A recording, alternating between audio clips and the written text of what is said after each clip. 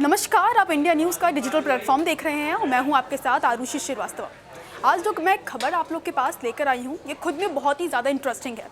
दरअसल दिल्ली पुलिस के हाथ एक हाई प्रोफाइल चोर लगा है। अच्छा, हाई प्रोफाइल नाम से तो आप समझ ही गए होंगे कि ये मतलब दबे कुचले तबके का चोर नहीं है, ये खुद में ही रईस है।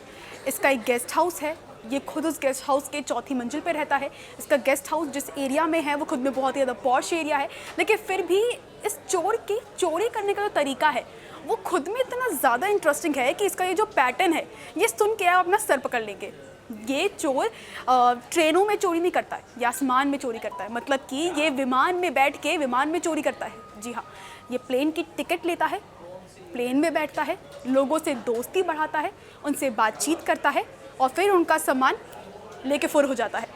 ये चोर जो जिसकी मैं आपकी बात कर रही हूँ, इसका नाम सुशील कपूर है। और ये क्या करता है कि ये प्लेन की टिकट लेता है, उसके बाद फिर ये प्लेन पे सवार होता है। उसके बाद इसका जो टारगेट होता है वो मेनली बुजुर्ग महिलाएं या फिर महिला वर्ग की जो औरतें होती हैं उनके साथ ही अपना कांटेक्ट बढ़ाता है, उनके बगल में अपनी सीट लेता है, उनसे बात करने की कोशिश करता है, उनसे ये जानने की कोशिश करता है कि आपके बैगेज में क्या क्या सामान है, उसमें कितना कीमती सामान है और आपसे दोस्ती करने का इसको कितना फ़ायदा होगा। उसके बाद जैसे ही पता चलता है कि आपके पास ठीक ठाक सामान है और आपसे बातचीत करके इसका मुनाफा निकल सकता है, तो ये आपका सामान लेके रफू चक्कर हो जाता है और आपको पता भी नहीं चलता। और सबसे इंटरेस्टिंग चीज़ इसमें यह है कि ये 110 दिनों में ये लगभग 200 फ्लाइटों में सफ़र कर चुका है। और 200 फ्लाइटों में सफ़र करने का मतलब आप समझ रहे हैं कि अगर इसने टिकट ली है, अगर इसने इन्वेस्टमेंट किया है, तो वहाँ से अपना बैकअप भी निकालता है। ये आपका सामान लेके रफू चक्कर हो जाता है। अब दिल्ली पुलिस को इसकी खबर कैसे लगी? ये मामला भले ही दिल्ली पुलिस के हाथ में आया, लेकिन ये जो चोरी के सारे वारदात थे ये अलग अलग देशों से इसने लोगों के सामान जो है वो चोरी किए। एक इंसान ने अमेरिका से कंप्लेन की कि इसने एयर इंडिया की फ़्लाइट में सफ़र कर रहा था और उसी दौरान इसकी जो बैग है वो खो गई और या फिर किसी ने चोरी कर ली और कुछ पता नहीं चला, और ना एयरपोर्ट वालों ने कुछ बताया, ना इंडिया वालों की तरफ से कोई खबर आई, तो वो बहुत ही ज़्यादा परेशान हो गया। अच्छा, ये एक मामला हुआ। एक और महिला थी, वो गुजरात की थी, उन्होंने भी कंप्लेन किया कि हम एयर इंडिया के फ़्लाइट से सफ़र कर रहे थे, भैया हमारा तो बैग खो गया, अब इसके आगे क्या करें। अब जब ऐसे तमाम मामले जब सामने आए तो पुलिस ने कड़ी जोड़नी शुरू की, एक पैटर्न बनाना शुरू किया कि कोई तो है जो फ्लाइट में बैठ रहा है, लोगों के बैग चोरी कर रहा है और ऐसे वैसे तरीके से नहीं, उनसे दोस्ती बढ़ा के, ये जान के कि आपके बैग में क्या क्या सामान है। अच्छा, एक प्रोटोकॉल है कि अगर आप फ्लाइट में बैठ के सफ़र करते हैं तो आपको ये दिया जाता है कि आपके बैग में कितना कीमती सामान है, इसकी एक लिस्ट दी जाती है।